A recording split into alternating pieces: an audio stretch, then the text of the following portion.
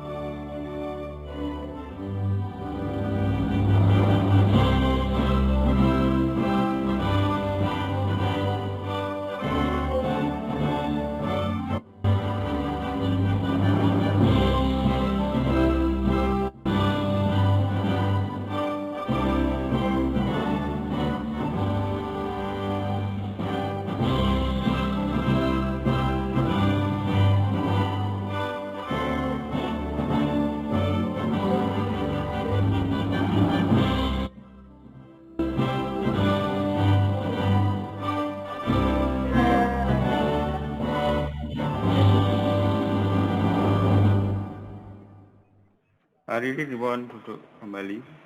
Kami disambung dengan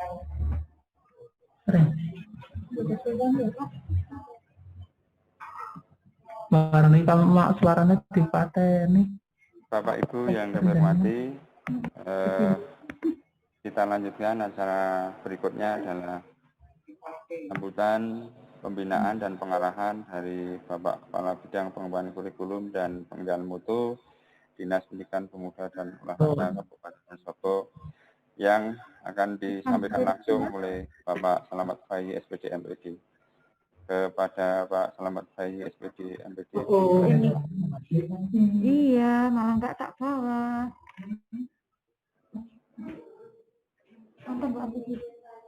Terima kasih Pak Sarjito. Assalamualaikum warahmatullahi wabarakatuh. Waalaikumsalam. Selamat pagi dan salam sejahtera untuk kita semua. Yang saya hormati Pak Kasih Kurikulum dan Pengendalian Mutu SD Pak Kasih Sarjito. Yang saya hormati para narasumber hadir hari ini Pak Nur Rahmadi SPD.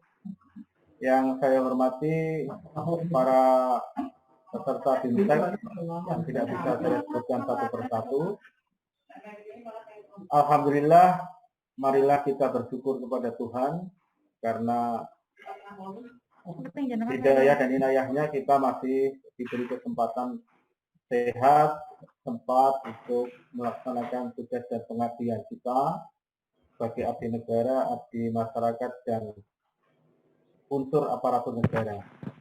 Bapak Ibu yang saya hormati, mohon izin sedianya Pak Kepala Dinas juga berkenan untuk membuka acara ini secara resmi dan sekaligus memberikan sambutan.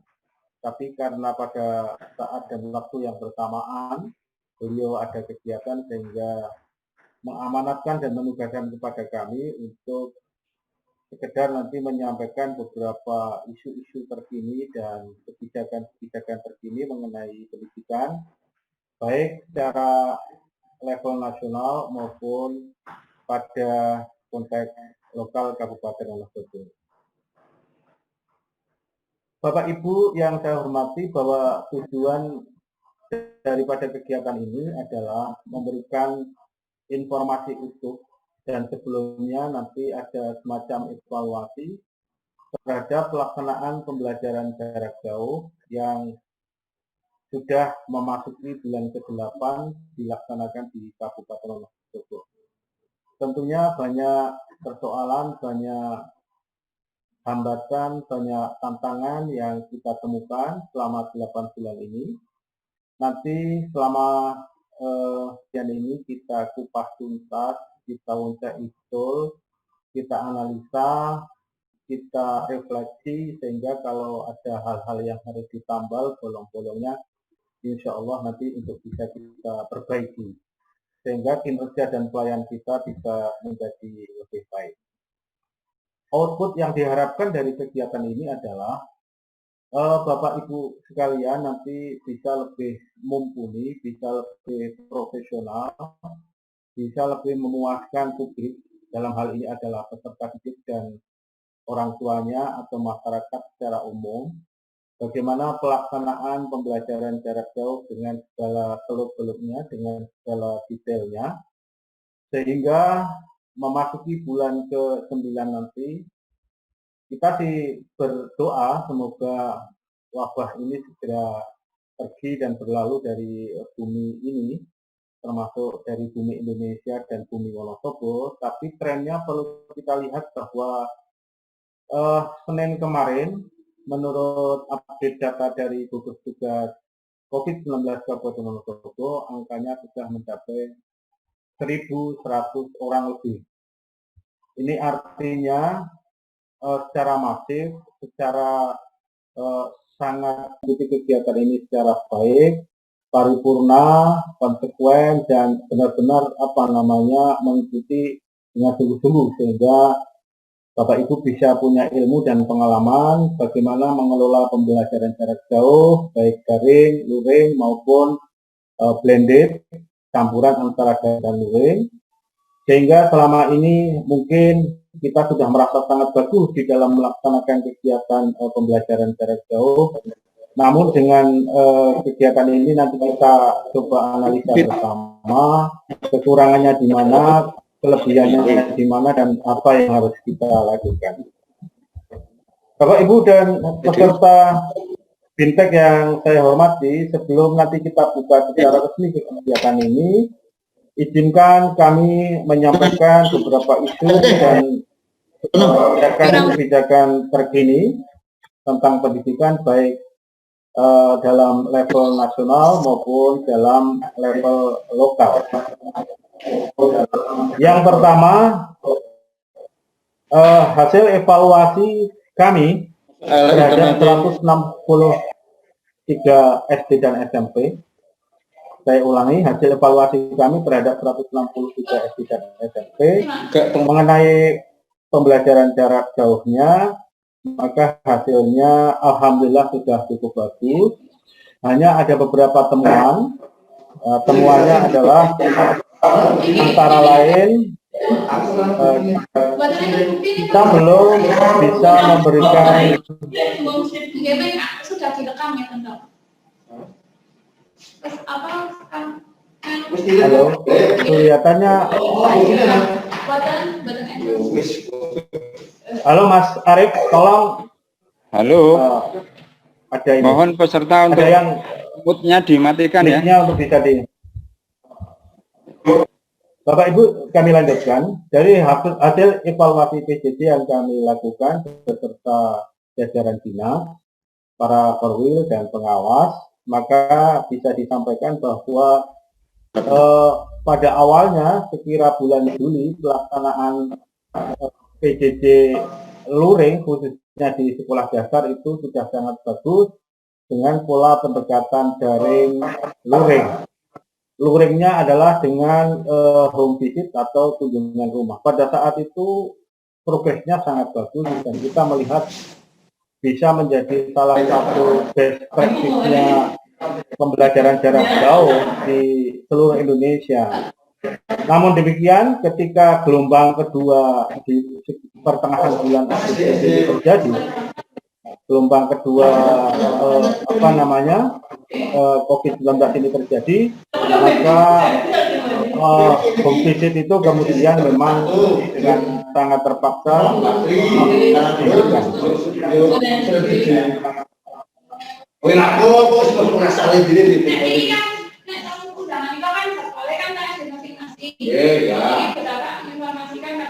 Mas Arief, ini ada Pak Suyoto nih, peserta namanya Suyoto F. Mikrofonnya kelihatannya tidak dimatikan. Ini sangat mengganggu komunikasi kita ini. Pak Suyoto F, halo.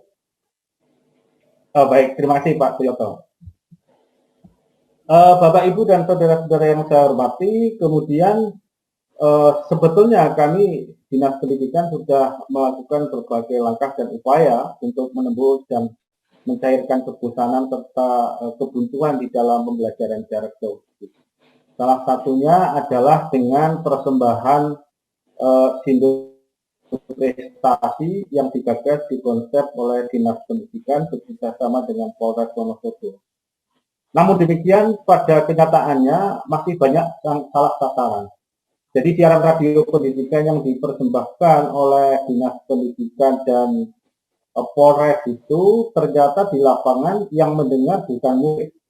Yang mengikuti siaran itu bukan peserta didik, tetapi hanya sampai ke sasaran antara, yaitu para guru. Hal ini perlu kita evaluasi dan kita rubah kebijakannya, bahwa siaran radio prestasi yang ini sudah menggema dan menggaung di seluruh Indonesia, bahkan besok pada hari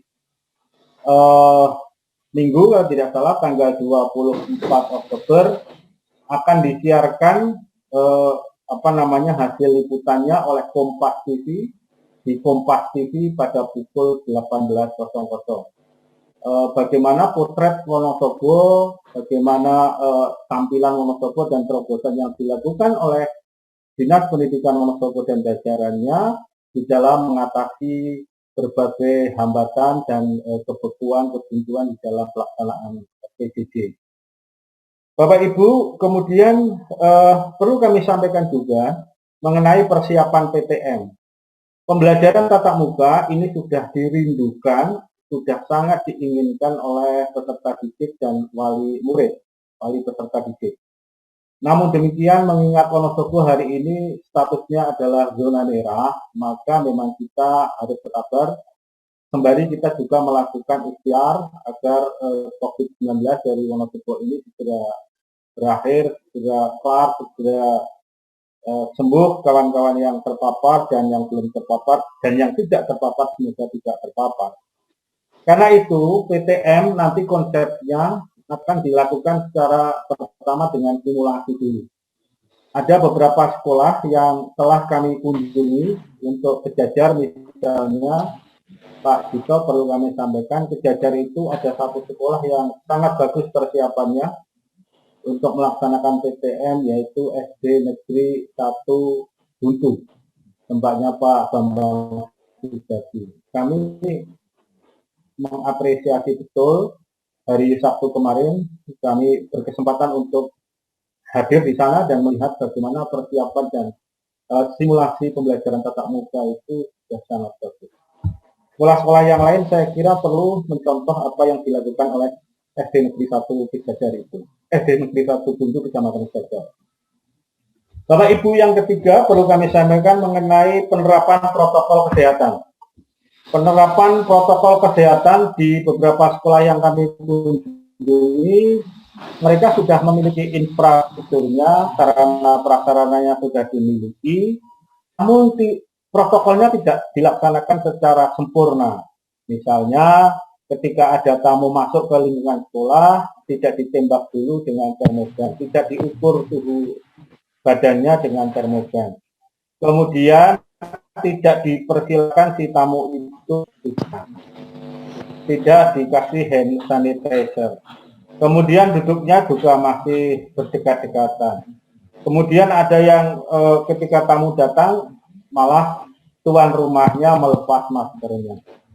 Ya, sebetulnya seperti saya sendiri hari ini di ruangan saya cuma sendiri, tetapi saya sedang memberikan contoh bagi Bapak Ibu sekalian untuk masker itu selalu dikenakan. Karena saya melihat tadi masih ada peserta yang jumlahnya lebih dari 1 orang tetapi tidak saling mengenakan masker. Ini berbahaya sekali Bapak Ibu sekalian di dalam pandemi COVID-19 ini. Bapak Ibu, kami lanjutkan. Sedikit ada kebijakan dinas nasional maupun lokal. Yang pertama adalah mengenai asesmen nasional. Untuk guru-guru kelas tinggi kami berharap dengan sangat agar Bapak Ibu memahami betul apa itu asesmen nasional. Asesmen nasional itu terdiri dari 3, yaitu AKM, survei karakter, dan survei lingkungan belajar. Yang menjadi sampel dari itu nanti untuk SD maksimal 30 sampel yang diambil secara acak. Oleh karena itu, sekali lagi oleh karena itu kami berharap meskipun Pak Menteri mengatakan asesmen nasional itu beda dengan ujian nasional, beda dengan ujian sekolah berstandar nasional, tidak perlu dipersiapkan secara seperti ujian nasional, tetapi kami berharap Bapak Ibu sekalian untuk mempersiapkan itu dengan baik. Cara persiapannya adalah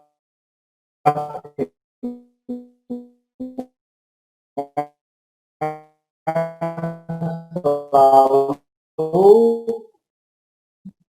memberikan pembelajaran berbasis hot dan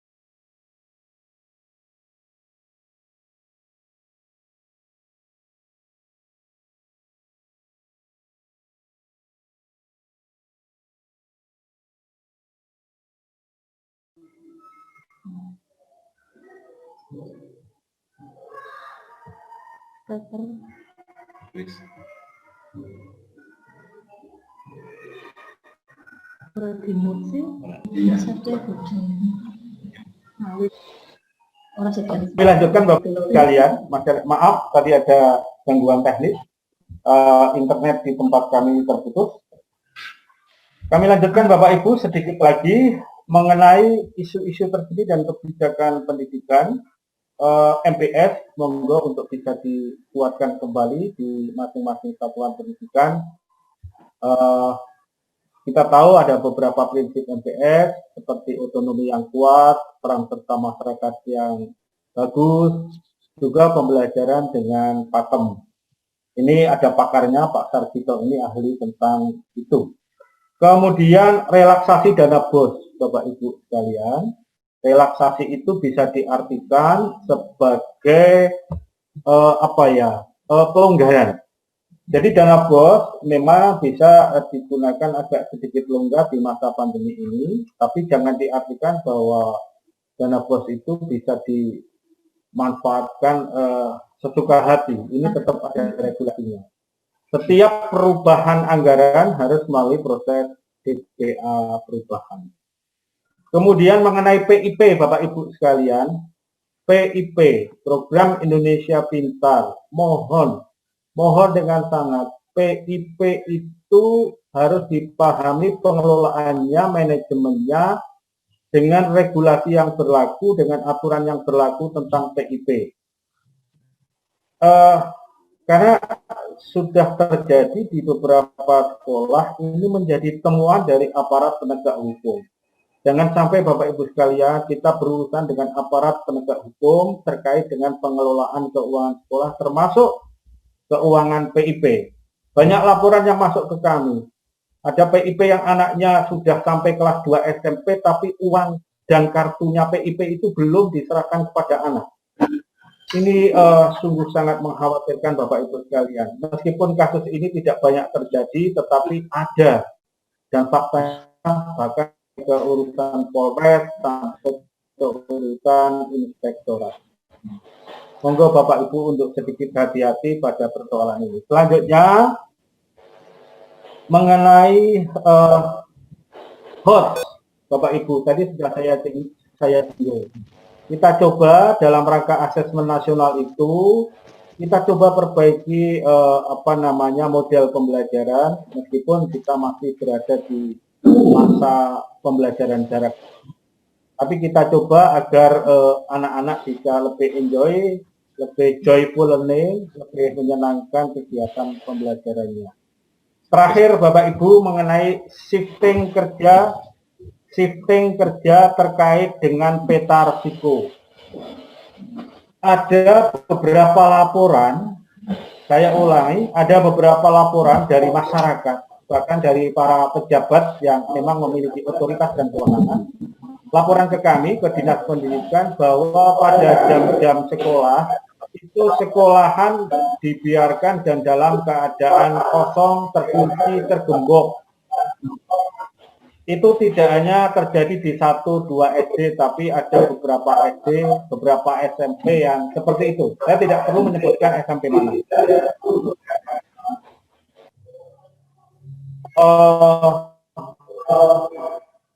Coba Mas Satrio Budianto, ya. Mas Satrio Budianto agar mic matikan dulu. Izinkan saya menyampaikan materi dalam waktu yang kurang lagi ini, Pak Satrio. Ada beberapa sekolah yang pada jam sekolah itu mengunci, menggembok pintu gerbangnya. Dan pintu darurat, pintu sampingnya juga sama tertutup. Kita masuk di dalamnya tidak ada kehidupan sama sekali. Itu masih pukul setengah 12, masih pukul 12.02. Bahkan terakhir dari DPRD Komisi Pendidikan pernah datang di satu sekolah dan menemukan di sekolah itu juga sudah tutup, tidak ada guru, dan seterusnya. Kalau murid memang tidak ada dan belajar di rumah. Tapi guru, shiftingnya, peraturan tentang kerjanya, shifting BDR dan BDS itu kan sudah diatur oleh aturan yang disampaikan oleh Pak Kepala Dinas. Oleh karena itu, Bapak Ibu sekalian, saya harap di tengah-tengah pandemi ini masyarakat banyak melihat, menyorot, banyak memberikan kritikan dan mengkritisi apa yang kita lakukan. Mohon kita menimpali itu dengan kerja nyata, Pak. Jadi ketika ada yang mengkritisi kita nggak usah menjawab kritikan itu, apalagi dengan jawaban yang sama-sama mengkritik atau sama-sama pedas, tapi kita coba tunjukkan bahwa jajaran pendidikan, para guru, kepala sekolah, dan tenaga kependidikan benar-benar bekerja di situasi seperti apapun. Saya tahu, saya yakin bahwa penjenengan semua sudah bekerja mati-matian di masa pandemi ini, kerjanya double, harus menyediakan ini, membuat merancang ini, merancang itu. Kami sadar itu dan kami paham itu. Tapi ada fakta bahwa masyarakat juga banyak yang melakukan kritikan dan memberikan masukan ke kita. Oleh karena itu, sekali lagi, jawablah dengan tindakan nyata. Jawab ketika masih berada di jam-jam sekolah, bila kita memang bekerja di sekolah. Saya kira itu, Pak Ibu dan saudara-saudara yang saya hormati, Pak Nur Rahmadi, Pak Sabito, monggo kegiatan ini dilaksanakan dengan sungguh-sungguh, hasilnya insya Allah bermanfaat dan ditindaklanjuti di sekolah, di satuan pendidikan masing-masing, di gugus masing-masing. Silakan di breakdown, caranya mensosialisasikan dan mendiseminasikan kegiatan ini, tolong gunakan protokol kesehatan yang baik. Kalau memang memungkinkan dengan daring, laksanakan sosialisasinya nanti oleh gugus juga dengan daring. Ya, koordinasi dengan Korwil, koordinasi dengan para kepala sekolah, sehingga kita tidak jalan sendiri-sendiri dan kita tidak bekerja sendiri-sendiri. Sinergi kolaborasi kita sangat dibutuhkan. Hari ini saya kira tidak dibutuhkan orang saling menyalahkan, yang paling dibutuhkan adalah orang yang saling memberikan penguatan satu dengan yang lainnya. Dengan mengucap Bismillahirrahmanirrahim, maka secara resmi bimbingan teknis pengelolaan pembelajaran jarak jauh untuk guru kelas 4, 5, 6 atau guru kelas tinggi sekolah dasar kami nyatakan secara resmi dibuka. Demikian, dan atas banyak kekurangan kami mohon maaf. Atas segala perhatian dan keikutsertaan partisipasi saudara-saudara, saya ucapkan terima kasih. Kami akhiri. Assalamualaikum warahmatullahi wabarakatuh. Waalaikumsalam warahmatullahi wabarakatuh. Cukup jelas sambutan dari Pak Kabid terkait dengan pelaksanaan pembelajaran dan pengelolaan sekolah di sekolah Bapak Ibu. Kita cukup melaksanakan dan melakukan apa yang menjadi anjuran dari Dinas Pendidikan Pemuda dan Olahraga Kabupaten Mojokerto. Kami aturkan terima kasih kepada Pak Kepala Bidang yang telah memberikan sambutan pembinaannya, dan mohon izin kami melanjutkan acara bersama para fasilitator. Semoga Bintek selama 3 hari bisa berjalan lancar, dan tentu nanti selesainya acara akan segera kami laporkan pelaksanaan. Bapak Ibu yang kami hormati, sampailah pada acara Bintek. Kami akan memberikan tugas untuk diskusi ataupun tugas untuk personal peserta, ya. Oleh sebab itu, para peserta nanti setelah selesai akan dikirimi juga link untuk mengirimkan hasil tugas dari para peserta semuanya. Jadi dalam 1 hari ini Bapak Ibu akan mengisi 1 presensi, yang kedua adalah tugas dari hasil diskusi setelah fasilitator memberikan tugas untuk diskusi.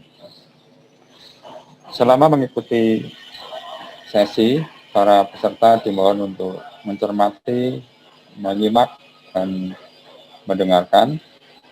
Jika nanti ada hal-hal yang perlu ditanyakan, silahkan para peserta menulis di chat. Saya akan baca chat tersebut Dan ketika pertanyaan itu sampai pada saat penjelasan, saya akan teruskan kepada fasilitator untuk bisa dijelaskan. Kemudian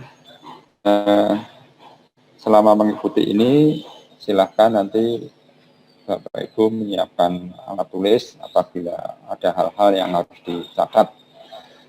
Kemudian semua materi yang dipaparkan oleh fasilitator akan kami sampaikan, akan kami berikan kepada Bapak Ibu semuanya, karena Bapak Ibu juga akan bertugas nanti di gugusnya masing-masing untuk mendiseminasikan program dari Bangku Dalmut ini ke semua guru.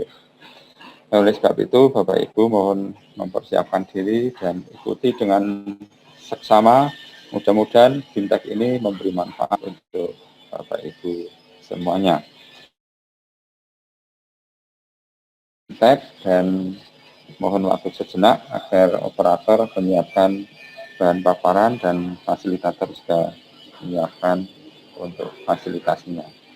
Terima kasih, selamat mengikuti Bintek. Saya akan menemani Bapak Ibu sampai siang nanti. Pada operator dipersilakan.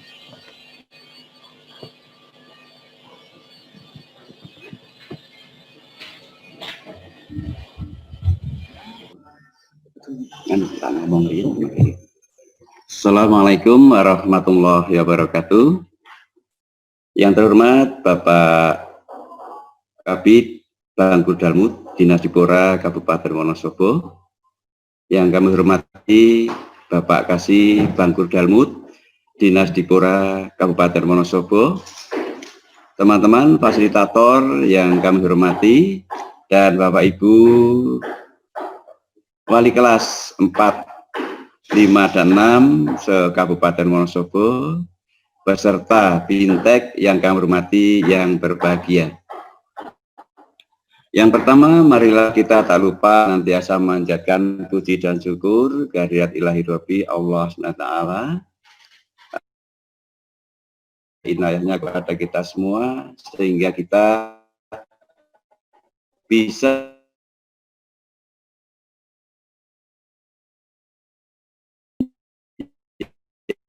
itu tentang pembelajaran bahagia untuk Bapak Ibu semuanya.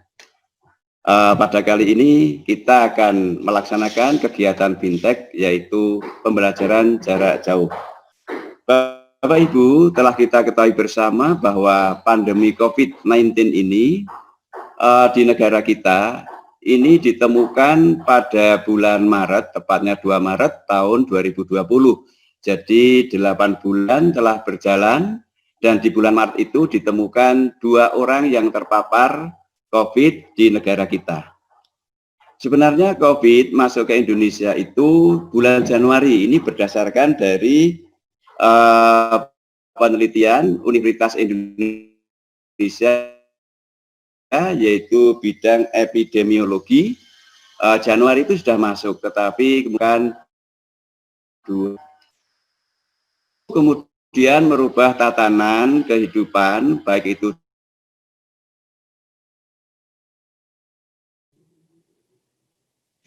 di bidang ekonomi, sosial, budaya, kesehatan. Kemudian Menteri Pendidikan, Menteri Dalam Negeri, Menteri dan Menteri Kesehatan kemudian membuat satu keputusan bersama dengan SKB 4 Menteri. Nah, kemudian dari SKB 4 Menteri itulah sebagai awal wadah untuk melaksanakan pendidikan atau pembelajaran di masa pandemi COVID-19 di negara kita. Nah, kemudian SKB 4 Menteri itu sebagai dasar, dan juga surat edaran Menteri yang pertama yaitu nomor 4 tahun 2020, ini juga bagian dari bagaimana kita melaksanakan pembelajaran jarak jauh. Nah, oleh karena itu, Bapak sekalian, pembelajaran tetap berjalan, dan untuk itu Menteri atau keempat Menteri beserta surat edaran dari Menteri Pendidikan dan Kebudayaan ini sebagai pedoman untuk kita melaksanakan di negara kita. Untuk itu, Bapak sekalian, kami memahami, Bapak sekalian sudah sangat juga memahami tentang PJJ. Kita belajar bersama, kita pelajari bersama seperti apa itu PJJ, yang harapannya ke depan kita akan semakin baik. Untuk itu, mari kita pelajari bersama, yang akan kita tampilkan slide.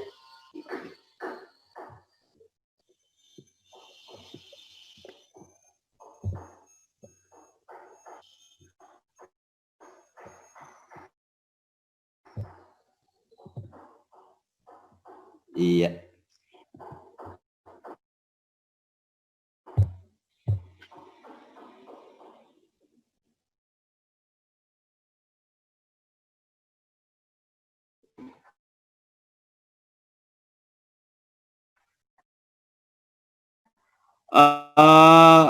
Mari kita pahami pertama bersama. Jadi tahun 20 kali ini atau melaksanakan bintek pembelajaran untuk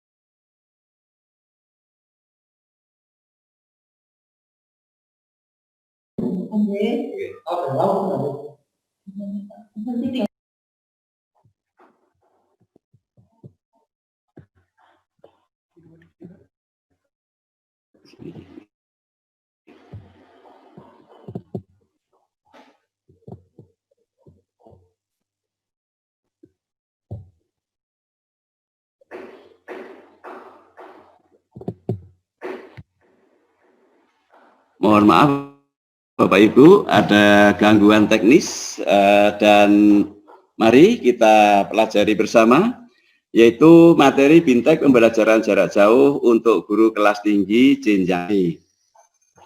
Bapak Ibu yang kami hormati, dari kegiatan kita ini ada dua hal yang nanti akan kita pelajari bersama. Yang pertama adalah dan mengapa pembelajaran jarak jauh. Kalau kita lihat ada apa itu pembelajaran jarak jauh, kemudian mengapa kita melaksanakan pembelajaran jarak jauh. Dan yang kedua adalah merancang tugas harian atau luring, luar jaringan. Jadi kegiatan kita nanti dari pagi sampai siang adalah membahas dua hal, yaitu apa dan mengapa pembelajaran jarak jauh. Kemudian yang kedua, merancang tugas harian atau luring. Bapak Ibu yang saya hormati, di awal sudah kita sampaikan bahwa pembelajaran jarak jauh ini dilaksanakan di negara kita itu karena adanya pandemi COVID. Nah, sekarang apa sih pembelajaran jarak jauh? Pembelajaran jarak jauh adalah pembelajaran yang tidak melaksanakan tatap muka di sekolah, tetapi pembelajarannya adalah siswa belajar dari rumah.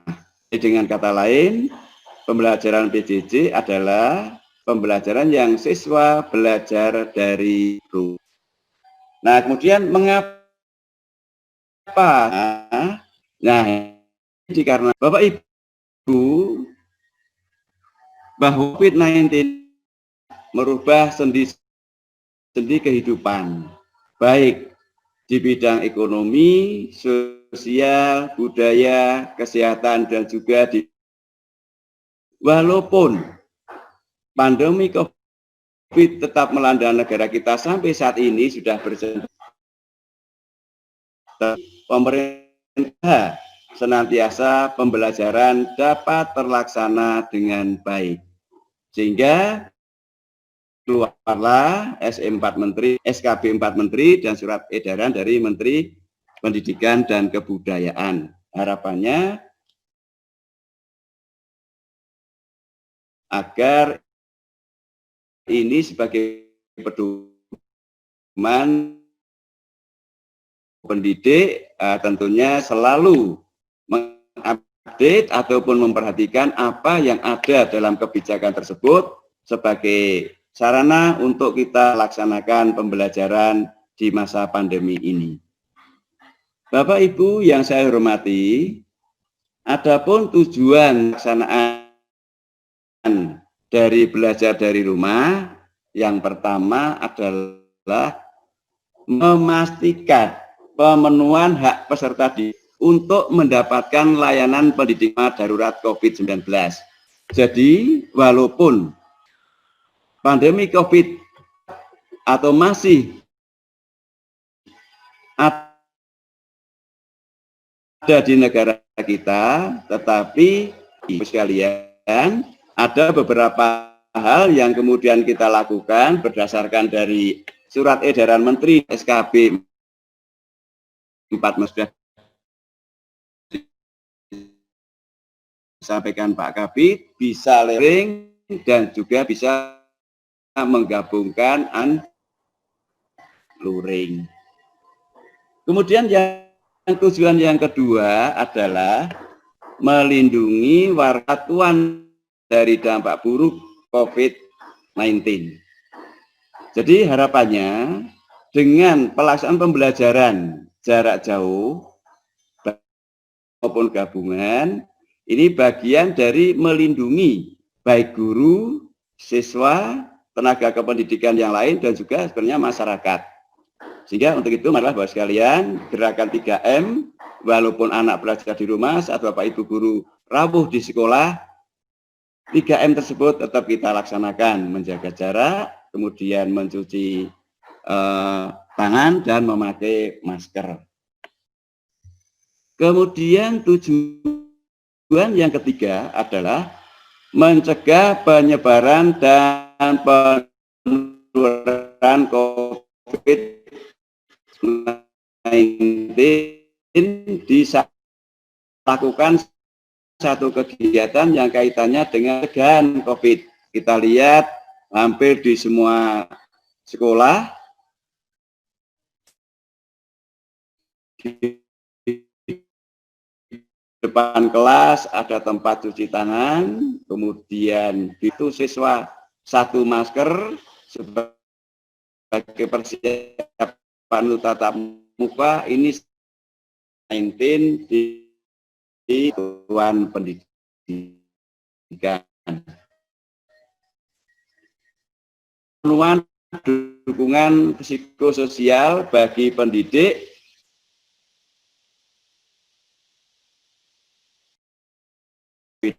ini, psikososial kita, peserta didik dan orang tua ini terganggu. Tetapi walaupun demikian Bapak sekalian,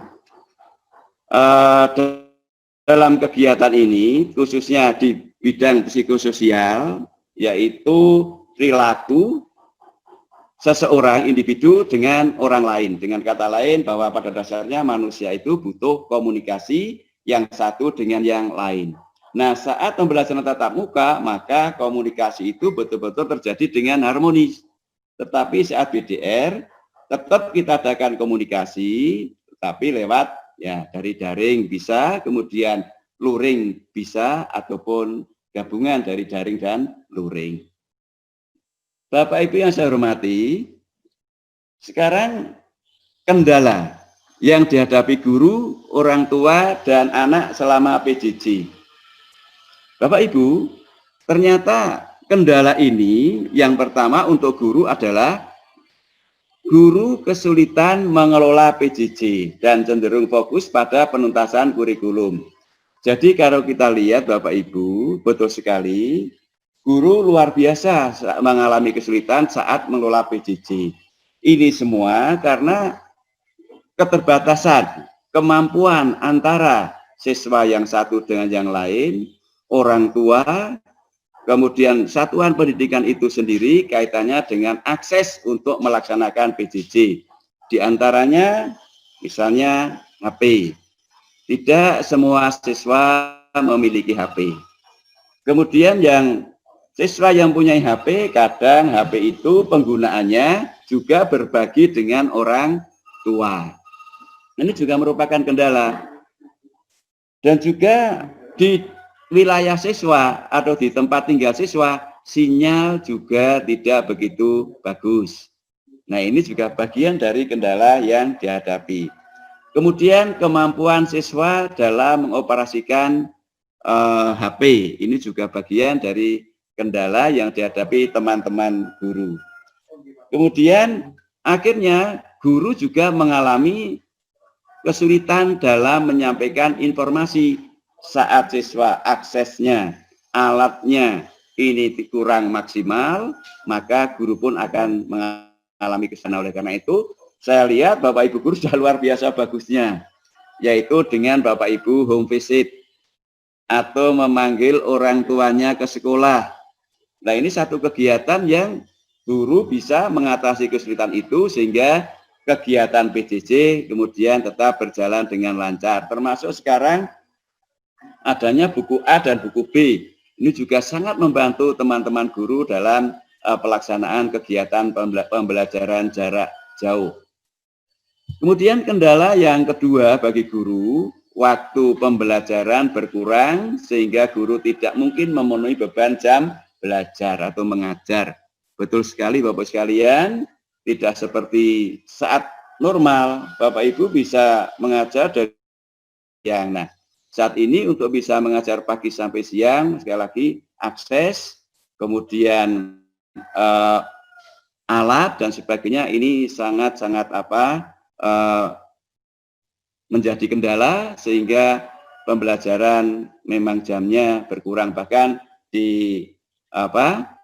sarankan untuk beberapa KD yang hampir sama ini jadikan satu, sehingga yang dulu bisa satu harinya 2, 3, 4 muatan mata pelajaran sekarang menjadi berkurang.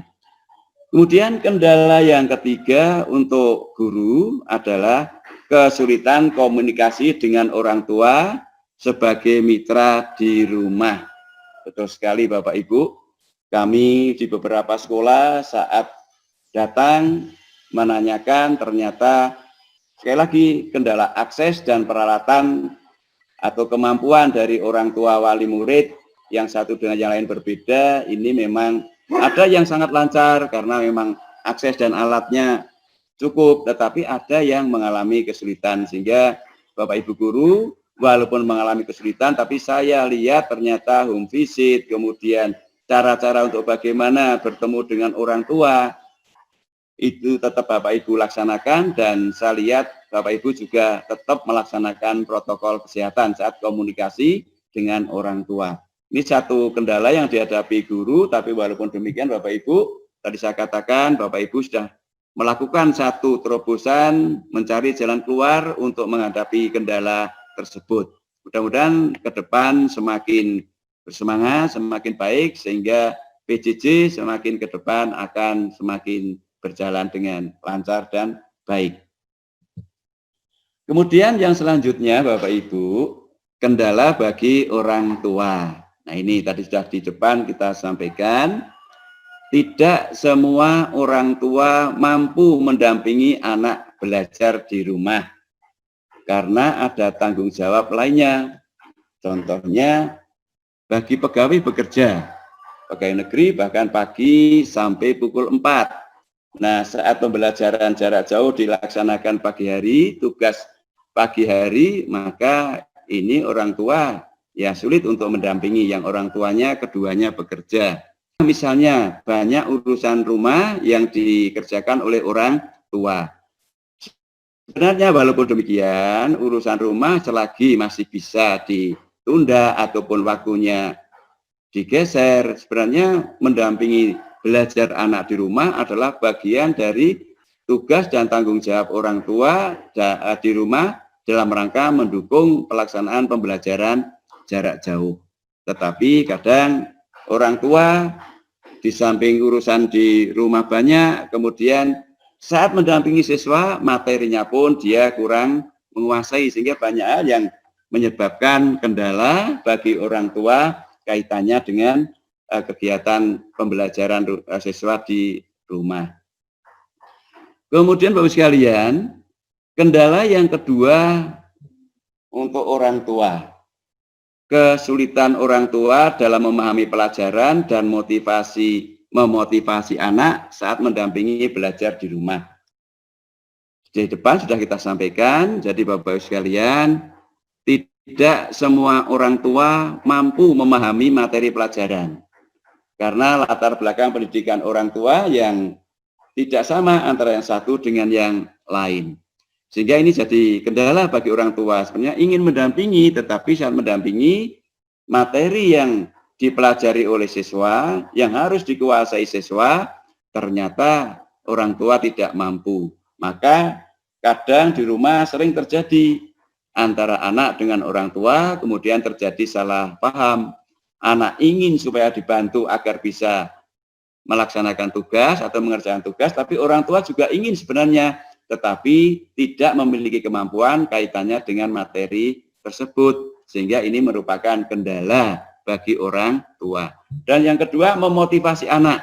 Sama Bapak Ibu sekalian, sebenarnya memang untuk memotivasi anak ini dibutuhkan ya satu pengetahuan atau ilmu yang kaitannya dengan bagaimana anak bisa memiliki semangat yang tinggi. Nah, ini tentunya sangat dimiliki oleh guru.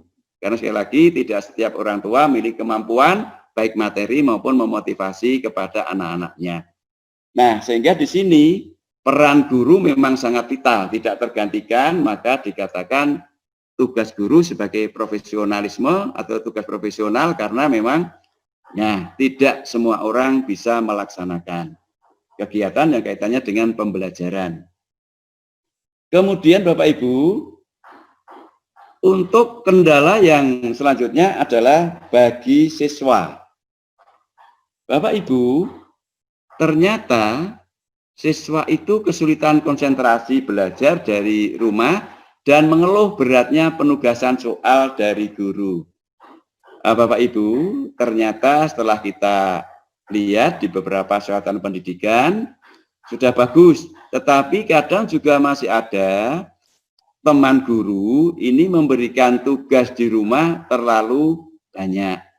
Nah, ini akhirnya saat anak tugasnya banyak, kemudian orang tuanya tidak mampu memberikan solusi, ini kemudian anak menjadi ini stres. Nah, tetapi ini hanya 1-2, secara umum sudah sangat bagus. Nah, oleh karena itu, Bapak Ibu, untuk memberikan tugas kepada anak tidak harus banyak, tetapi esensi materi yang disampaikan terwakili dari beberapa soal yang Bapak Ibu berikan kepada siswa, sehingga siswa tidak mengalami atau terbebani atau kemudian merasa stres. Kemudian kendala berikutnya untuk siswa adalah jenuh akibat isolasi berkelanjutan. Berpotensi menimbulkan rasa cemas dan depresi bagi anak. Bapak Ibu, kita memahami selama 8 bulan ini waktu yang tidak singkat. Mulai Maret sampai bulan Oktober, ini waktu yang panjang. Yang sebenarnya anak-anak adalah di usia anak tersebut adalah masa bermain.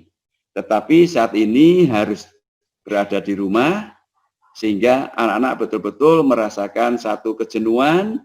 Bahkan kita sering lihat anak-anak akhirnya mudah marah, putus asa, ini karena tadi depresi yang anak-anak alami. Nah, oleh karena itu, kita Bapak sekalian sebagai pendidik, sekali lagi, dalam memberikan tugas, sesuaikan dengan kemampuan anak, sesuai dengan materi, tidak harus banyak, tetapi mewakili esensi dari materi yang dipelajari di hari itu, kemudian berikan kepada peserta didik. Bapak Ibu yang saya hormati, nah, dari itu semua, kendala-kendala tersebut, kemudian solusinya adalah yang pertama, belajar dari rumah di TVRI. Jadi saat anak-anak kemudian di rumah selalu diberi tugas, misalnya mempelajari buku, kemudian mengerjakan soal, ini memang jenuh, maka solusinya sesekali atau diarahkan sekalian untuk belajar dari rumah lewat TVRI. Tapi kendalanya juga sama, kadang-kadang di televisi anak-anak TVRI ini tidak ada. Sehingga ini juga bagian dari kendala. Tapi seandainya ada, ini bagian dari solusi untuk mengatasi kendala dari siswa tersebut. Kemudian belajar di radio RRI. Nah, kalau kita di Wonosobo bisa dengan radio Notos. Ini juga bagian dari solusi agar anak tidak jenuh. Kemudian yang ketiga adalah rumah belajar. Nah, di rumah belajar ini harapannya Bapak Ibu sekalian, anak itu diajari tidak hanya pada bidang akademik atau kognitif saja, tetapi pembelajaran yang bermakna. Jadi di sini bisa keterampilan, olahraga, seni disertai atau diselingi dengan kegiatan-kegiatan yang anak itu merasa senang dan bermakna bagi dirinya. Jadi tidak selalu akademik, kognitif, tidak, tapi yang bermakna bagi anak-anak, sehingga anak sambil belajar tapi mendapatkan sesuatu dan memiliki rasa senang, sehingga depresi atau stres itu tidak akan ada pada anak-anak kita. Kemudian kerjasama dengan penyedia platform pembelajaran daring. Bapak Ibu, di sini banyak penyedia platform pembelajaran daring. Jadi kalau Bapak Ibu misalnya memiliki kesempatan, ini bisa sampaikan kepada anak-anak atau orang tua anak untuk mengikuti kerjasama dengan penyedia platform, yaitu maksudnya yaitu pemerintah, kemudian guru, peduli kependidikan dalam rangka pembelajaran di masa COVID-19. Jadi ini kerjasama pemerintah, guru, dan lembaga lain yang ingin berjuang, bekerja dalam rangka pelaksanaan pembelajaran jarak jauh di masa pandemi COVID. Termasuk Pak Menteri sekarang sedang mempersiapkan tenaga-tenaga yang nantinya akan membantu bidang pendidikan masuk ke desa-desa dalam rangka membantu pembelajaran siswa di desa-desa anak-anak yang mengalami kesulitan dalam pembelajaran jarak jauh. Selanjutnya Bapak Ibu, program guru berbagi. Program guru berbagi adalah gerakan kolaborasi juga, ini gerakan kolaborasi yang bertujuan untuk membantu proses pembelajaran jarak jauh bagi siswa-siswa kita. Kemudian yang selanjutnya seri Bintek daring. Jadi seri bimbingan teknis untuk daring. Selanjutnya benar. Jadi ini yang yang isinya adalah guru belajar adaptasi pandemi. Jadi di webinar ini dibahas tentang bagaimana Bapak Ibu beradaptasi dalam masa pandemi COVID-19. Kemudian yang 8, penyediaan kuota gratis. Ini bisa dari sekolah, bisa dari pemerintah. Yang mana kuota gratis ini Bapak sekalian harus betul-betul disarankan kepada siswa, dan sebab ada beberapa yang kita temukan ternyata kuota ini setelah digunakan untuk belajar lebih banyak digunakan untuk hal-hal lain di luar kegiatan pembelajaran, misalnya untuk main game dan sebagainya. Untuk itu Bapak Ibu perlu memberikan satu arahan, satu penekanan bahwa kuota ini digunakan untuk PJJ, sehingga tidak digunakan untuk yang lain-lain. Bahkan banyak anak yang kecanduan setelah belajar kemudian ngegame dari sore sampai malam. Nah, ini bagian dari kita selaku pendidik untuk senantiasa mengingatkan kepada siswa dan juga orang tua. Kemudian relaksasi BOS dan BOP. Bapak Ibu, relaksasi BOS itu ternyata merupakan satu bagian kebijakan dari Bapak Menteri kita, Pak Nadiem Makarim, kaitannya dengan pengelolaan BOS, yang mana BOS bisa digunakan untuk hal-hal yang mendesak, yang penting bagi sekolah, khususnya kaitannya dengan pandemi COVID-19. Sehingga bisa untuk menjaga kebersihan sekolah, bisa untuk masker, kemudian desinfektan, dan sebagainya. Jadi dengan kata lain, relaksasi BOS ini bisa digunakan untuk kebutuhan yang mendukung daripada pencegahan pandemi COVID-19. Kemudian, ruang guru PAUD dan sahabat keluarga. Kemudian, solusi yang lain adalah menggunakan modul belajar mandiri dan lembar kerja. Nah, ini pakai luring kalau yang di atas tadi sebagian besar adalah daring. Kemudian bahan ajar cetak, ini juga untuk luring. Kemudian alat peraga dan media belajar dari benda lingkungan, ini juga kegiatan pelajaran luring. Nah, Bapak Ibu, ini solusi di dalam pelaksanaan PJJ yang bisa Bapak Ibu lakukan dalam rangka memperlancar pelaksanaan daripada pembelajaran jarak jauh di masa pandemi COVID-19 yang kita hadapi bersama kali ini. Bapak Ibu yang kami hormati, untuk selanjutnya, kelangsungan belajar mengajar yang tidak berjalan di sekolah berpotensi menimbulkan dampak negatif yang berkepanjangan. Betul sekali Bapak Ibu, apabila belajar mengajar tidak berlangsung, ini akan menimbulkan dampak negatif yang berkepanjangan. Di antaranya adalah ancaman putus sekolah.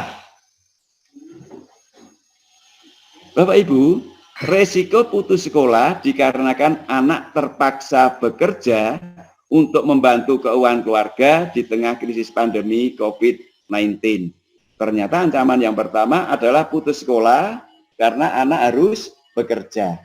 Nah, untuk itu tugas kita bersama untuk selalu mengingatkan pada orang tua dan juga siswa bahwa di masa pandemi COVID ini, PJJ anak-anak itu lebih difokuskan bagaimana untuk bisa mengikuti kegiatan belajar dari rumah dengan sebaik-baiknya, bukan dipaksa atau anak dipaksa untuk bekerja.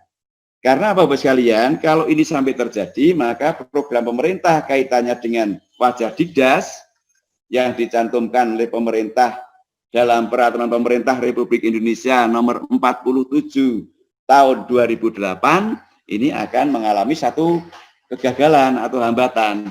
Nah, oleh karena itu, Bapak Ibu, mari bersama-sama kita motivasi orang tua, kita motivasi peserta, agar orang tua memahami bahwa anak belum saatnya bekerja, apalagi anak SD, tetapi saatnya mencari pengetahuan, keterampilan sebagai bekal untuk hidup di masa yang akan datang.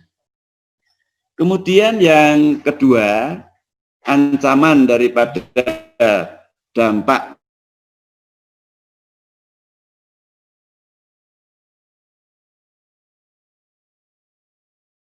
perbedaan akses dapat mengakibatkan kesenjangan capaian belajar, terutama untuk anak dari anak-anak yang berasal dari keluarga yang orang tuanya kurang mampu. Ini memang betul-betul di bidang akses dan kualitasnya sangat-sangat mengganggu. Nah, oleh karena itu, Bapak Ibu, agar capaian belajar ini tidak menurun, maka laksanakan pembelajaran ini dengan memakai luring atau gabungan.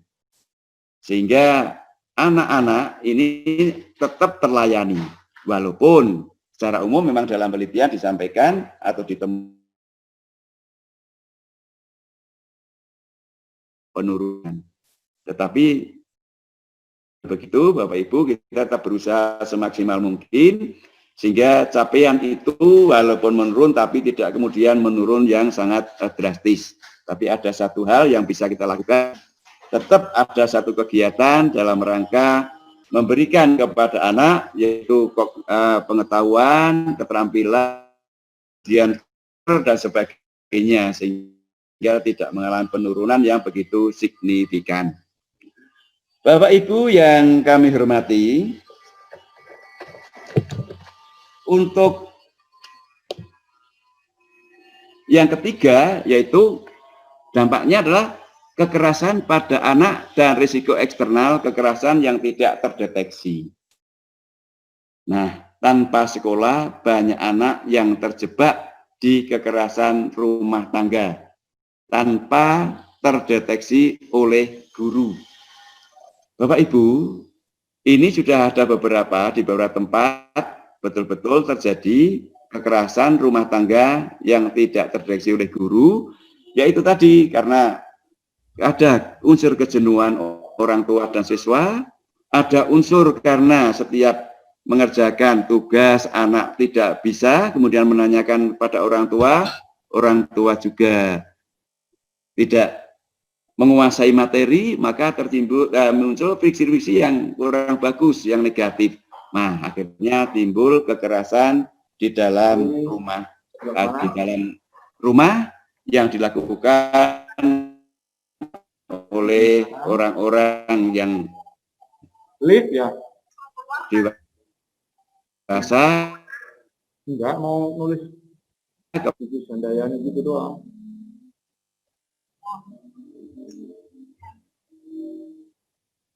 Kita kan udah nomor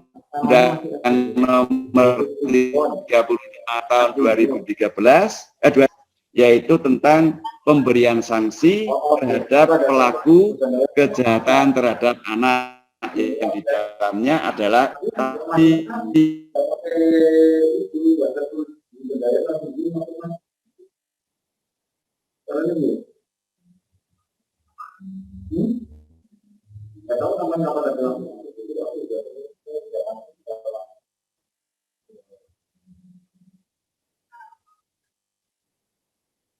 nama ya, namanya sekarang bandingnya dia.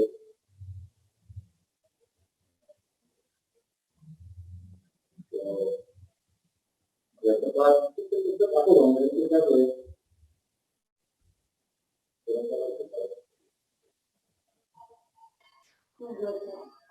Oh. Cari aku WA ya,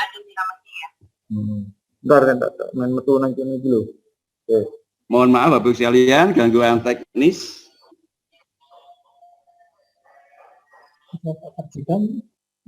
Ini pakar kita. Mohon maaf Bapak Ibu, ada gangguan teknis. Kita lanjutkan. Masuk Burus. Masuk Bu. Masuk. Bapak Ibu, teknis.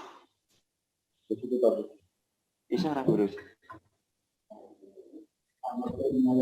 Bapak Ibu bisa didengar Bapak? Halo? Bisa Pak? Bisa Pak. Bisa Bu? Bisa. Bisa saged. Halo? Oke, terima kasih. Mohon maaf Bapak Ibu sekalian, gangguan teknis. Kita lanjutkan. Ya. Jadi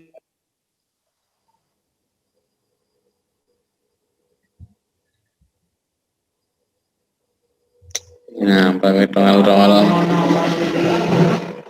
Loh. Siapa? Sangat di sini.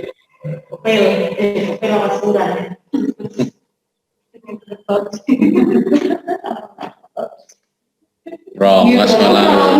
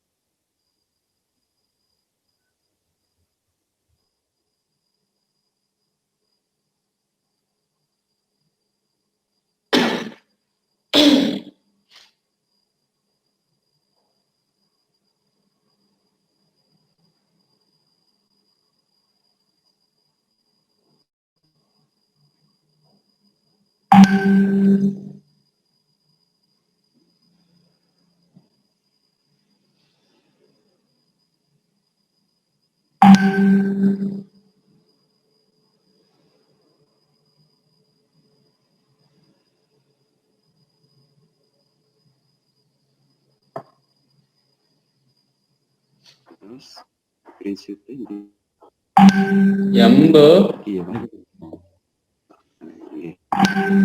Bapak Ibu, Suara hilang, Pak Nur. suara hilang. Sudah bisa?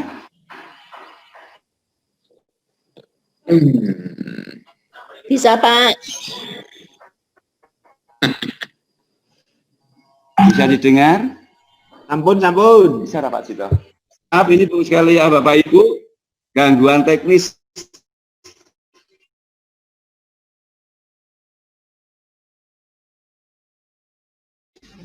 Sampun Pak, siap monitor.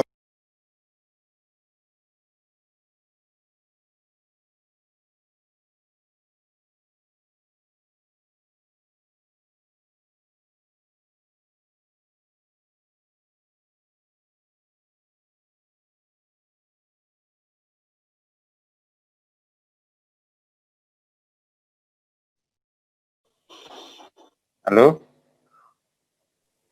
Halo, terhambat. Suara terputus.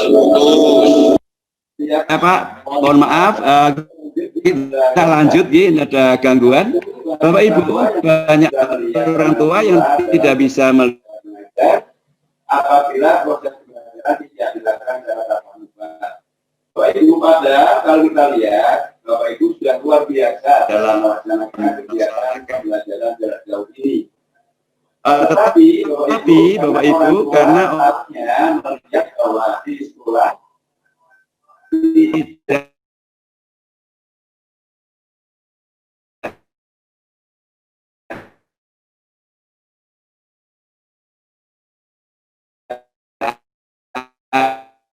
ada kegiatan.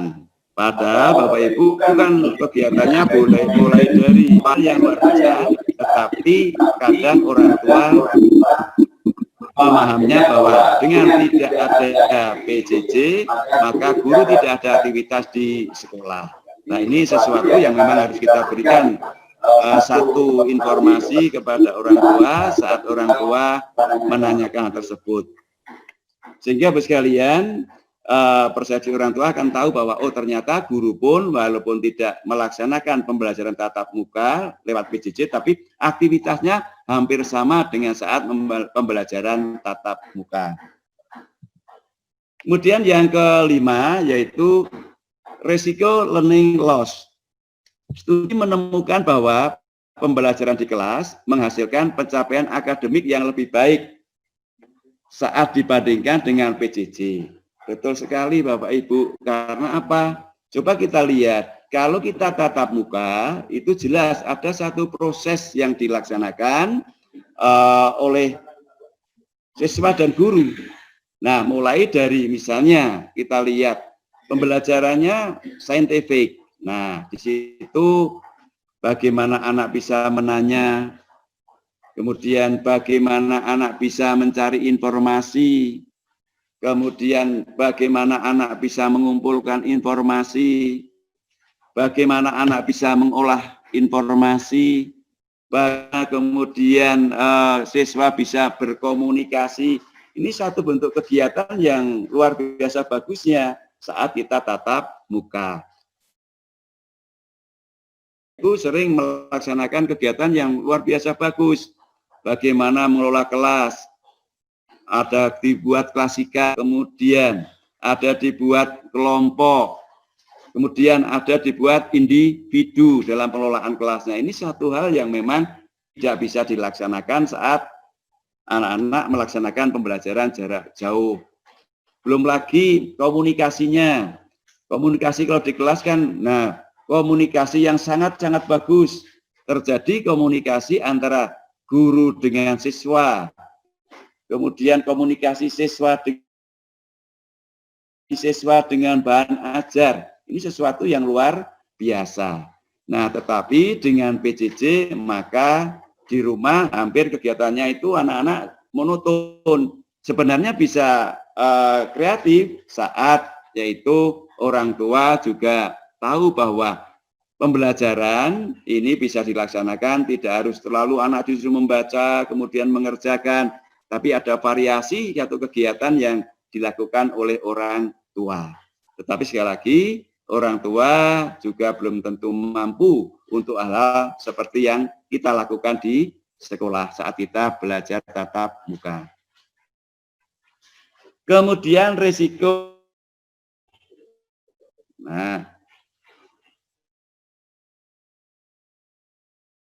Sekolah terdapat peningkatan risiko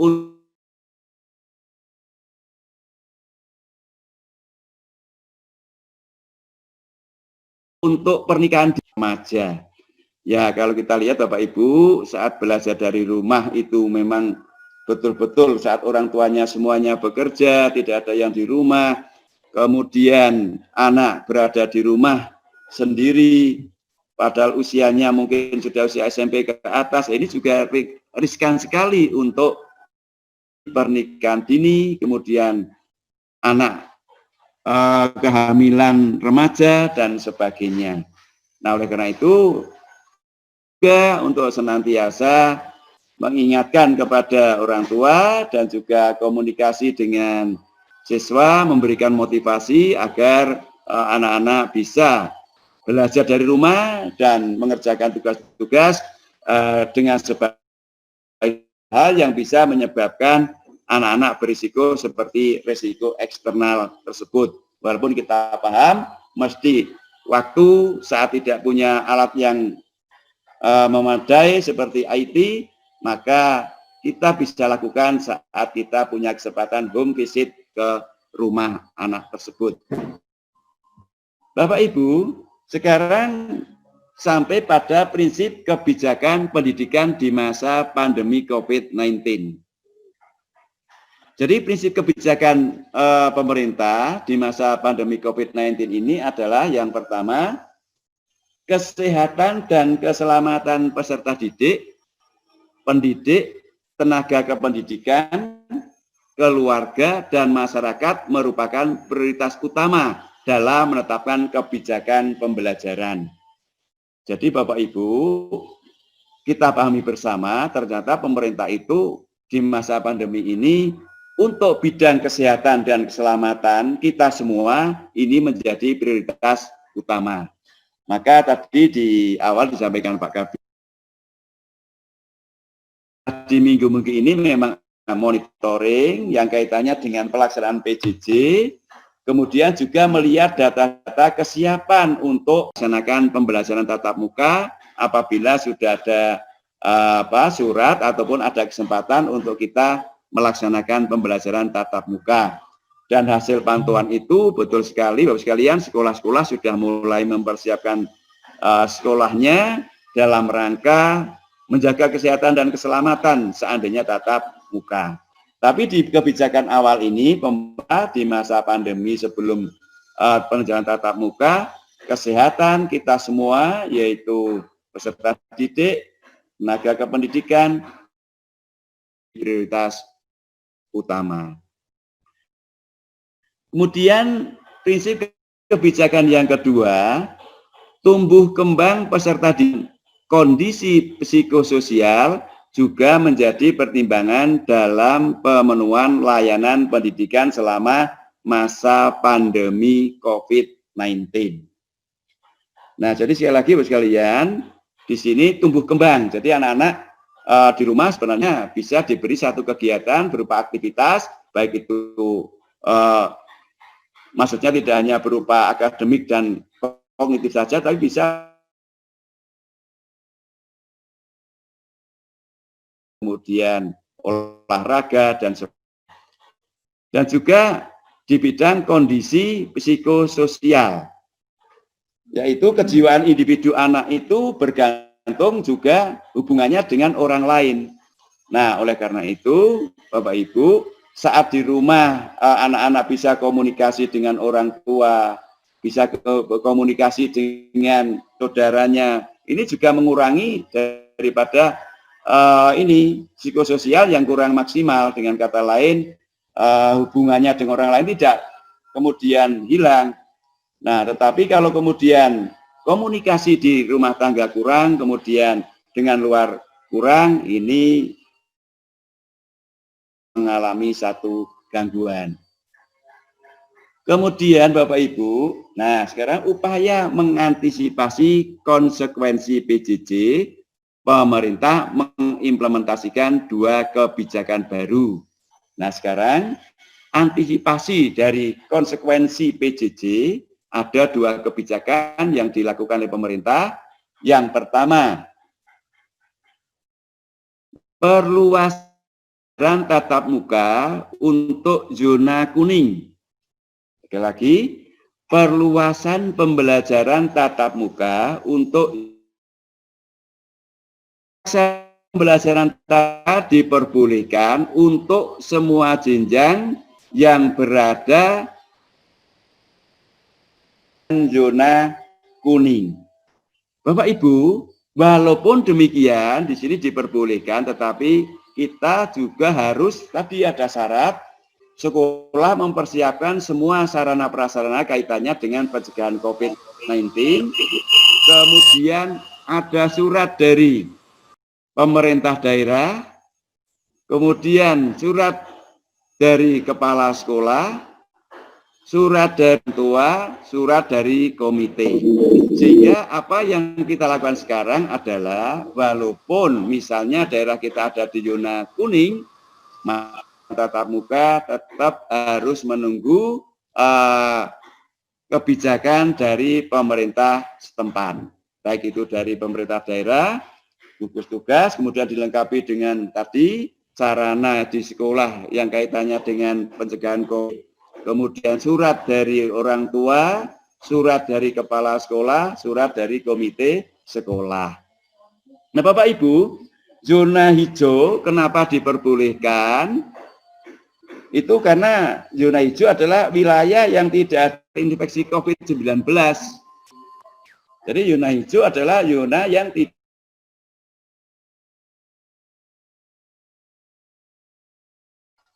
COVID-19. Kemudian zona kuning, ada beberapa kasus COVID-19, tetapi tidak secara komunitas. Dengan kata lain, di zona kuning itu ada kasus, tetapi tidak komunitas, hanya 1 atau 2 orang saja. Tapi walaupun demikian, sekali lagi, untuk melaksanakan ini harus ada syarat-syarat yang harus dipenuhi seperti yang tadi saya sampaikan. Kemudian Bapak Ibu, kurikulum darurat dalam kondisi khusus. Juga kebijakan adalah zona kuning dan zona hijau bisa masuk, tapi dengan catatan tadi ada syarat-syarat dipenuhi. Kemudian untuk kurikulum darurat ini seperti yang Bapak Ibu kemarin sudah ikuti pada Bintek yang pertama. Dan Bapak Ibu, pembelajaran tatap muka di daerah zona orange dan zona merah.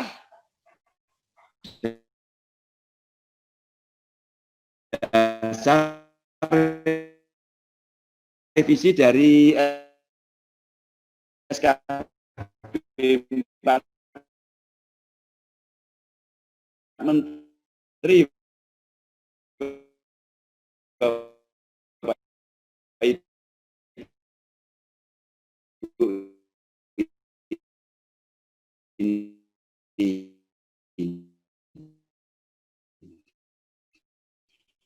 Bagaimana sekolah tetap melanjutkan belajar dari rumah.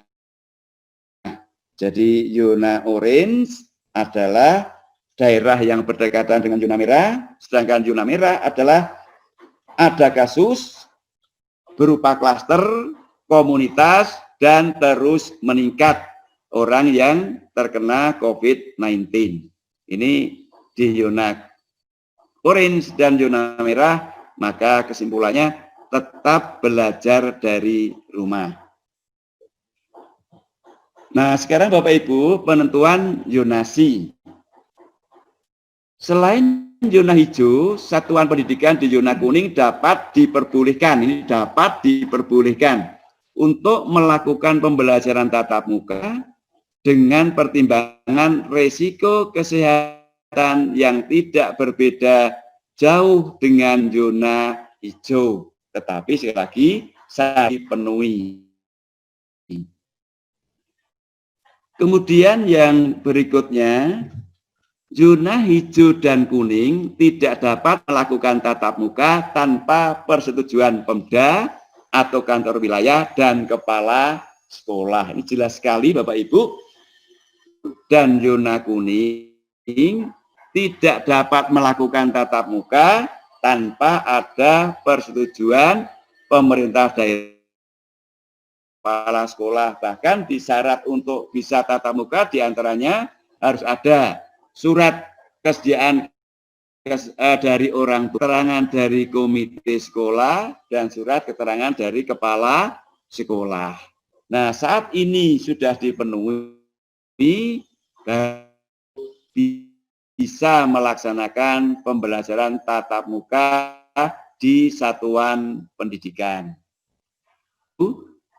Data zonasi dilakukan per kabupaten kota berdasarkan data Satuan Tugas Nasional COVID-19 yang tercantum di link HTTPS ini, dan kami baru saja buka Bapak Ibu sekalian, ternyata di kabupaten kita hari ini ada 1.104 orang yang positif terpapar COVID-19. Sehingga dengan kata lain untuk Wonosobo adalah masuk zona merah. Nah, otomatis apa yang kita lakukan?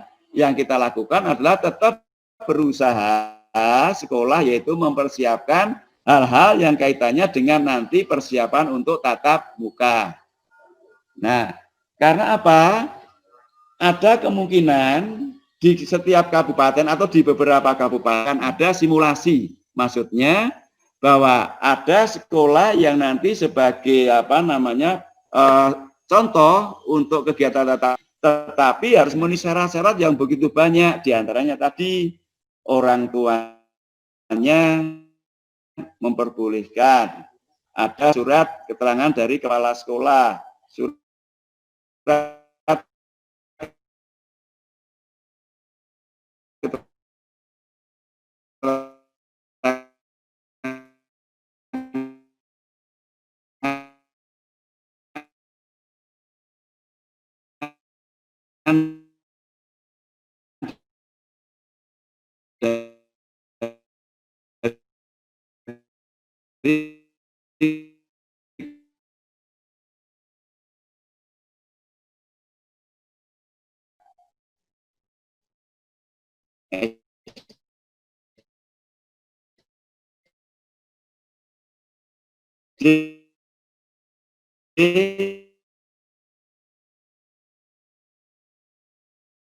Jadi kalau misalnya siswanya 28, masuk di bulan pertama adalah 14, kemudian masuk di bulan kedua adalah 14 lagi. Kemudian setelah 2 bulan masuk masa kebiasaan baru. Ini untuk sekolah berasrama, yaitu madrasah, dan sekolah berasrama di zona hijau dan zona kuning.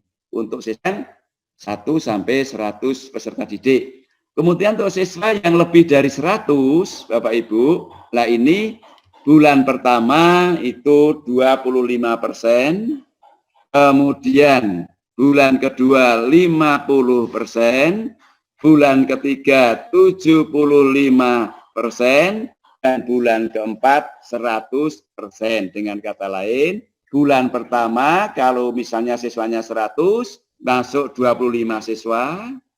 Kemudian di bulan kedua masuk lagi ditambah 25 siswa, berarti 50.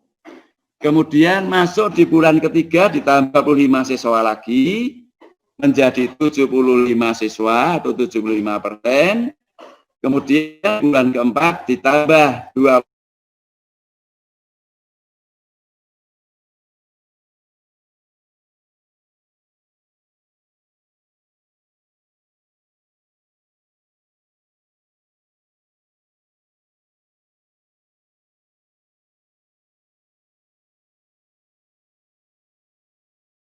Ribu hijau dan biru, tetapi dengan catatan secara bertahap, dan ini juga harus melalui ada surat dari, nah diantaranya pemerintah daerah, kemudian kepala sekolah, orang tua, komite, dan seterusnya.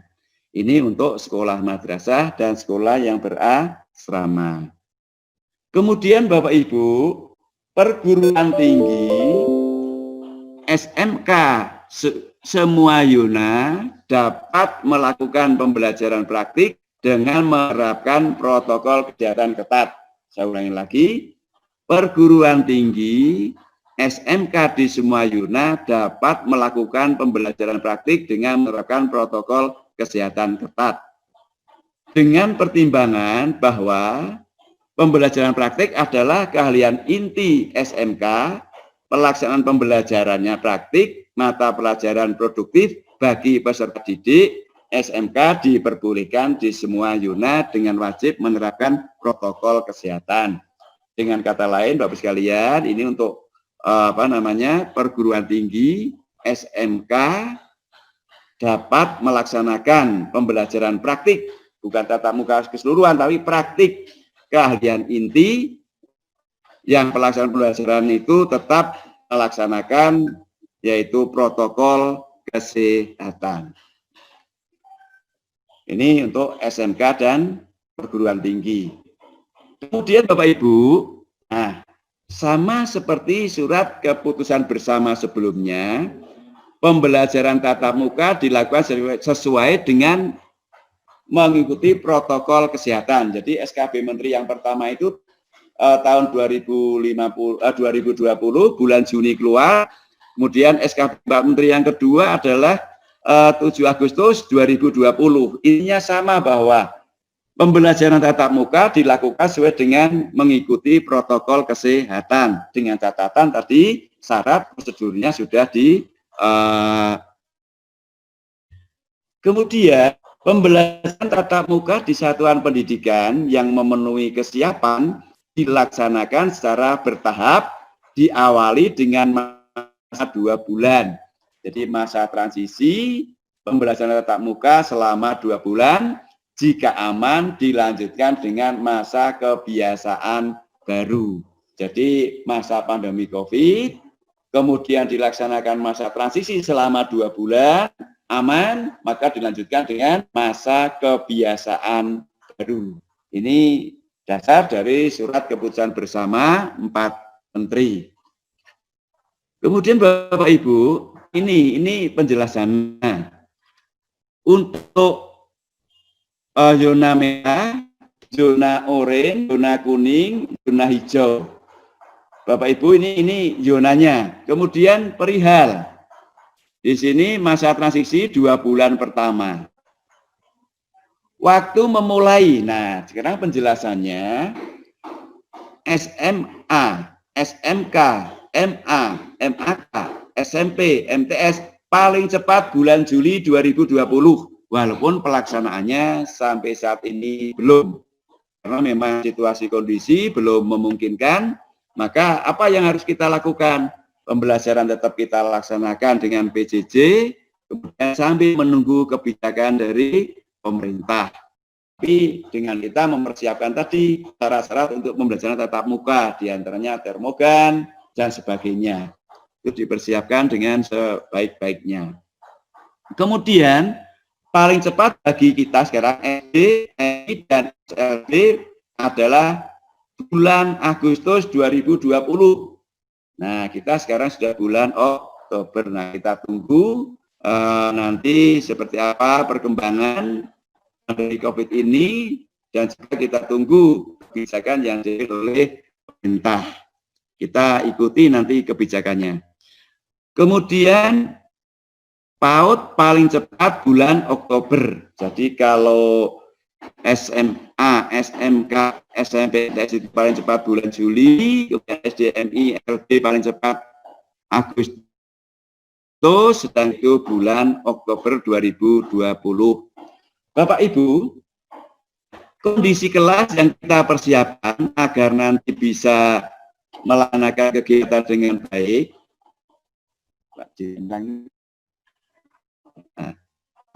Kondisi kelas yang kita persiapkan dengan baik juga Bapak Ibu, sehingga nanti saat kita akan tatap muka betul-betul kita sudah siap. Nah, diantaranya Bapak Ibu, kondisi kelas, pendidikan dasar dan menengah, jaga jarak,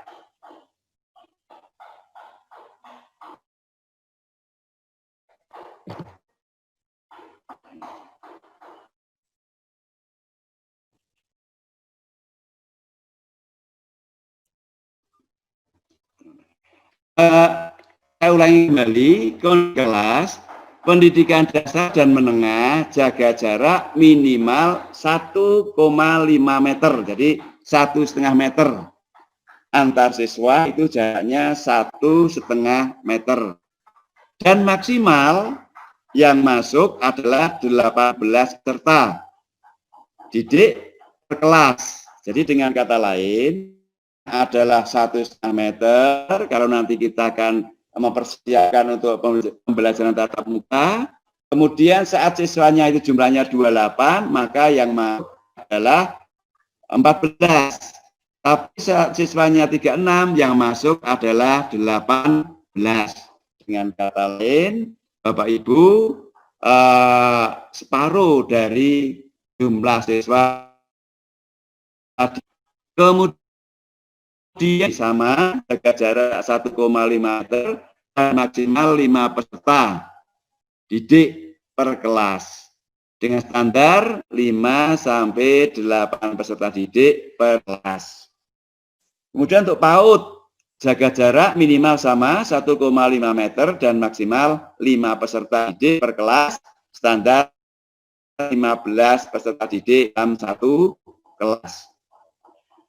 Kemudian jadwal pembelajaran, jumlah hari dan jam pembelajaran dengan sistem bergiliran atau giliran rombongan belajar, shift, ditentukan oleh masing-masing satuan pendidikan sesuai dengan situasi dan kebutuhan. Jadi Bapak Ibu, pelaksanaannya nanti yaitu dengan bergiliran atau dengan sistem shift. Jadi tadi bisa kalau yang maka 14 masuk shift pertama dan 14 anak lagi masuk shift pertama, masuk shift kedua.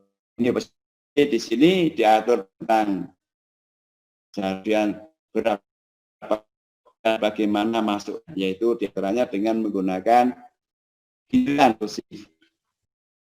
Masih sama seperti SKB sebelumnya, pembelajaran tatap muka dilakukan dengan mengikuti protokol kesehatan.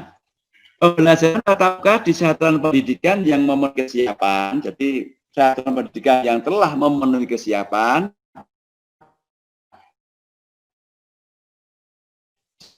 dilaksanakan secara sesi selama dulu. Jadi sekarang kita paham bahwa mengerti bahwa pembelajaran tatap memiliki kesiapan untuk melaksanakan kegiatan tatap muka dilaksanakan secara bertahap, diawali dengan masa tanti yaitu selama 2 bulan. Kalau masa maka dilanjutkan dengan kebiasaan baru. Nah, mudah-mudahan kita berdoa Bapak Ibu sekalian, pandemi COVID ini segera berlalu dan kegiatan pembelajaran kita akan kembali semula. Walaupun Bapak Ibu mesti di awal masuk mengalami satu hal yang harus sabar, harus betul apa ya, sembar segaranya, karena apa? Selama 8 bulan belajar di rumah, tentunya baik dari sisi akademik, psikologi anak, sosial anak ini mesti mengalami satu menurun, sehingga saat masuk Bapak Ibu perlu yaitu sebuah kesabaran untuk menghadapi siswa-siswa kita yang selama 8 bulan bahkan nanti lebih belajar di rumah. Bapak Ibu, nah kita lihat perihal transisi 2 bulan pertama. Jadi transisi 2 bulan, jadi bulan pertama dan bulan kedua. Nah, sekarang yang kita lihat di sini adalah masa transisi 2 bulan pertama. Perilaku wajib, jadi yang harus dilakukan,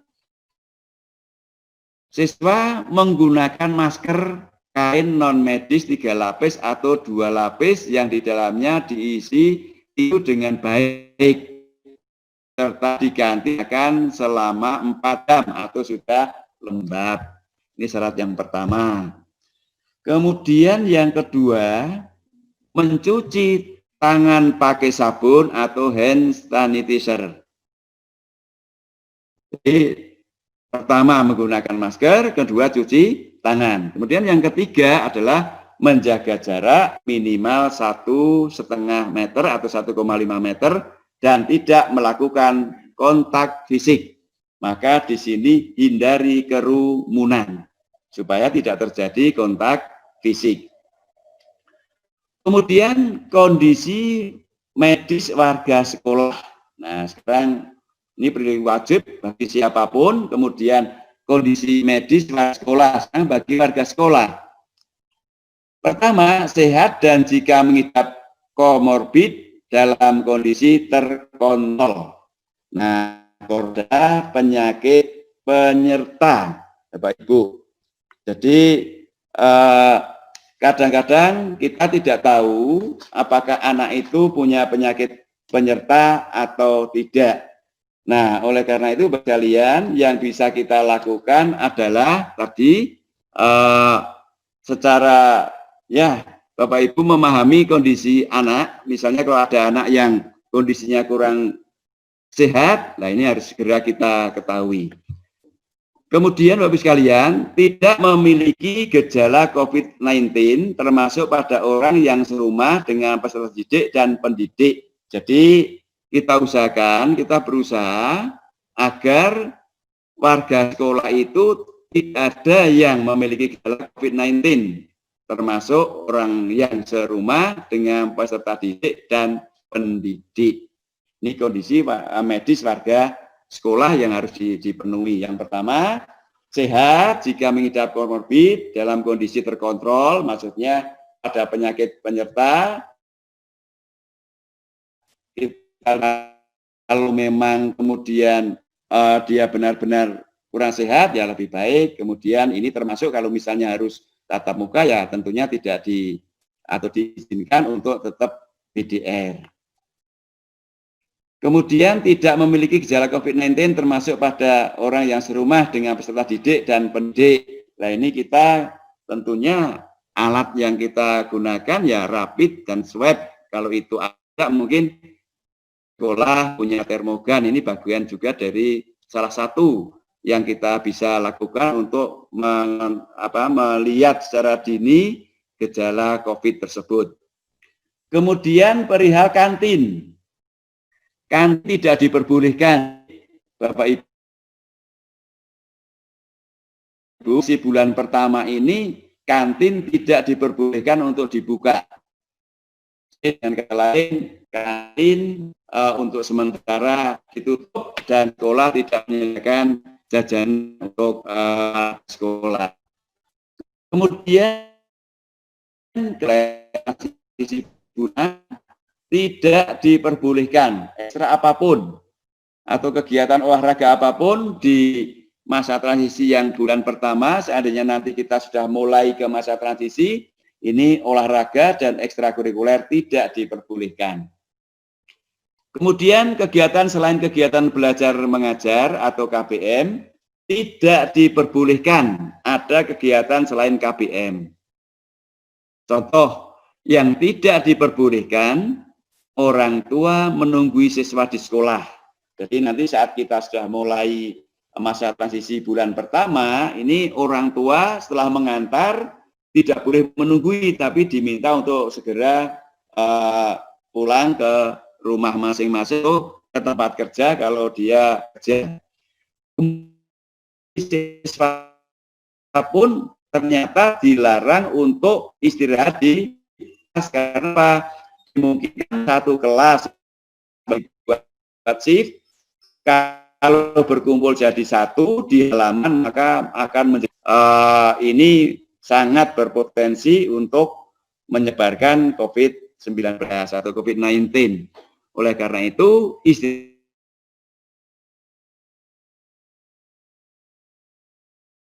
orang tua murid. Jadi kita tidak diperkenankan untuk mengadakan rapat dengan orang tua atau wali murid selama masa transisi bulan pertama. Kemudian dan kegiatan lain sejenis ini yang juga KBM yang kita sebutkan itu tidak diperbolehkan.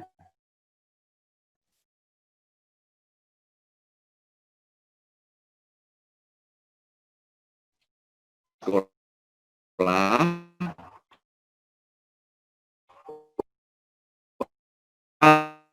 wajib melakukan ujian daftar periksa sebelum melakukan kegiatan terbuka.